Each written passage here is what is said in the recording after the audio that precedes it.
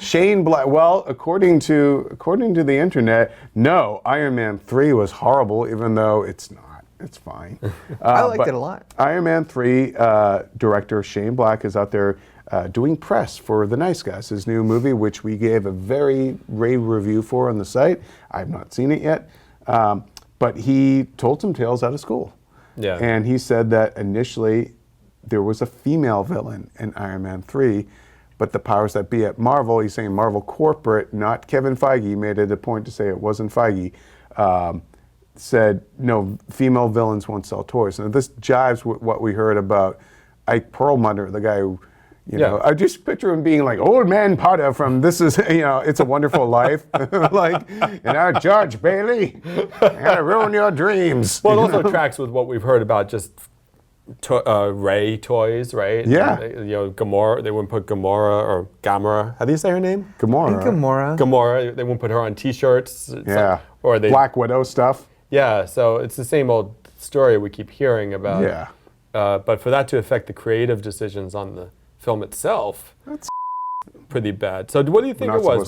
Was it the Maya Hansen character? Yeah, I bet you it was probably going to be more like that, or maybe do you think they would have gone like the Madame Mask kind of route or something? Like that would have been kind of fun. That would have been killer. That would have been awesome. I love that character. I don't know why. It's just she's got a mask and a gun, and that's it. They actually just relaunched the Iron Man comic book called Invincible Iron Man, and guess who's the first villain? Madame Mask. Really? So, Didn't she show up in Peggy Carter, or at least a version of her on Agent Carter? I thought she I'm did. behind on that, so I don't know. I haven't. Yeah, I'm behind too. I haven't seen the second season. But yeah, it probably would have been a different version of like what became the Aldrich Killian character. And it would have been interesting too if it was like somebody that Tony Stark wined and dined and comes back to bite him. Right. Which not too different from what Maya Hansen was, but I wonder how much that affected the whole idea of the Mandarin as well as the villain. Was it going to be a female Mandarin, perhaps? Ooh. It would have been interesting. Now, another thing that Shane Black said about the Mandarin in Iron Man 3 was that whole All Hail the King one shot was Marvel's apology to angry fans. Yeah. They didn't think that there would be a backlash like that against their take on the Mandarin. And they're like, that to me, do you think he knows what he's talking about?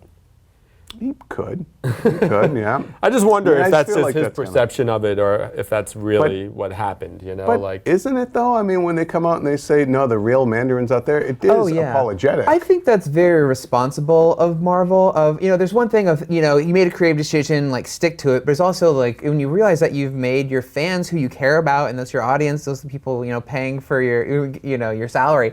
Which fans? You want to take. Did you not like that? I was personally fine with it.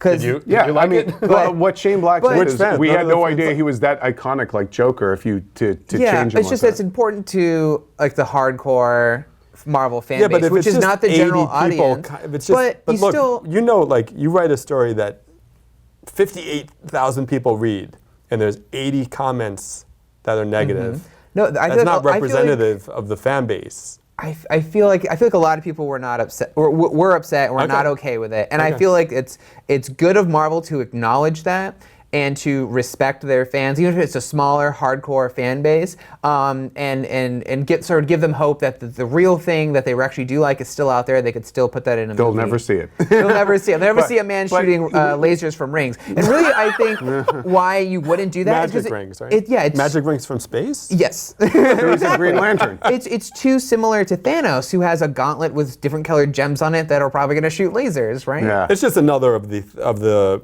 it's like what happened to Liv Tyler in the Marvel Cinematic Universe. Yeah, Betty Ross. Yeah, where's Doc Samson and where's the leader? All these, there's lots of threads that they're never going to follow up on. Yeah. Yeah, no, there are. And also, I do want to point out though, because, look, you're saying that Marvel is addressing fan complaints.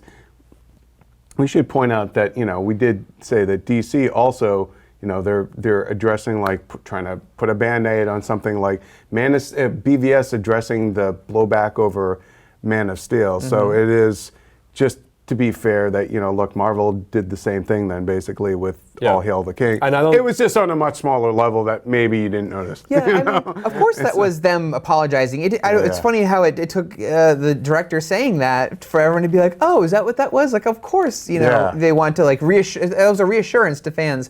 But honestly, like, as far as that whole thing, I was fine with it because when you go like, oh, what were the classic like, Mandarin stories that everybody loves? You can't name them because they don't exist, right? But if you've been reading the comics all along, you were excited to see him on screen and didn't get it. So I see it. It's fine. I'm cool with it. Yeah. I'm not really cool with it. Yeah. It feels a little weak, right? Yeah, You made the it's a bit, decision to do this with the stand man. by your decisions. Or, Yeah. Stand by Shane Black, Yeah.